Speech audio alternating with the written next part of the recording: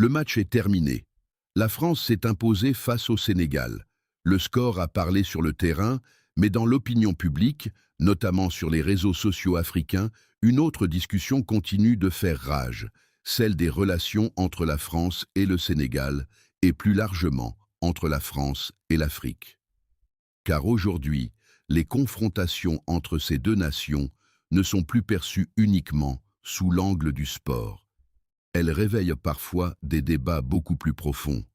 Quelle place la France occupe-t-elle encore au Sénégal? Le Sénégal cherche-t-il à redéfinir ses relations avec son ancien partenaire historique? Et comment les nouvelles orientations politiques du pays influencent-elles cette relation? Depuis l'arrivée au pouvoir du président Bassirou Diomaye Faye et du Premier ministre Ousmane Sonko, le discours sur la souveraineté nationale est devenu central dans le débat politique sénégalais. Le nouveau pouvoir affirme vouloir défendre davantage les intérêts nationaux, diversifier les partenariats internationaux et construire des relations basées sur le respect mutuel.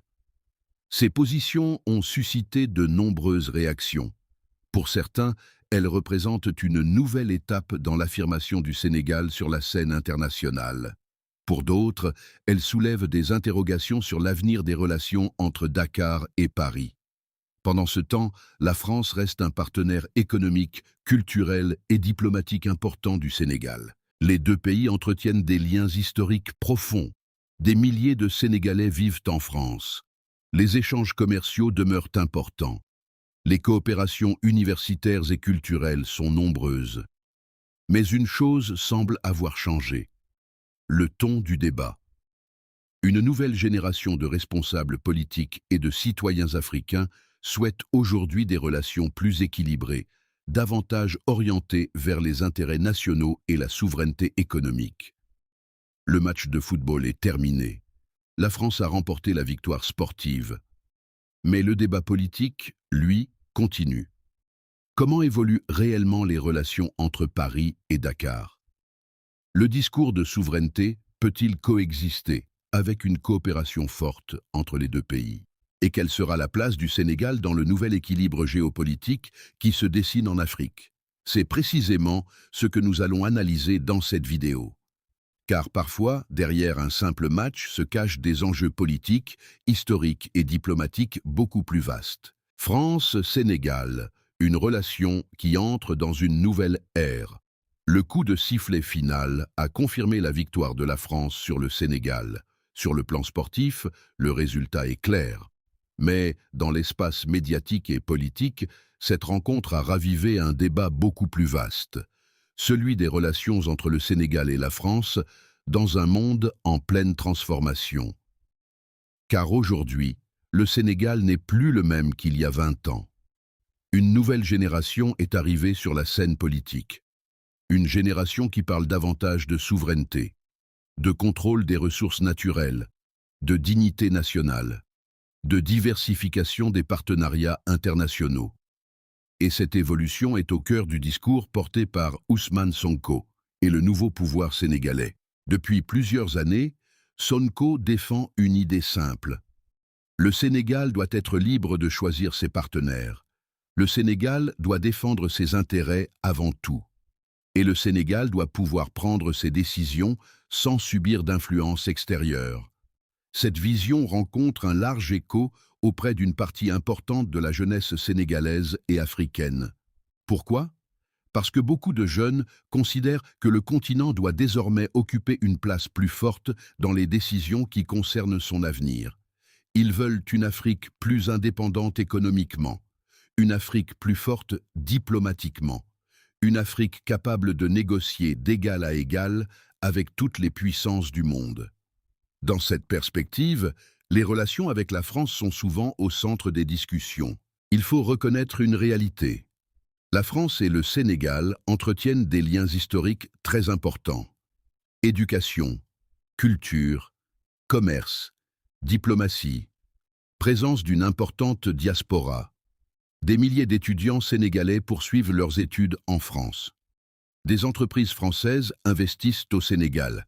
Les échanges humains et économiques restent considérables.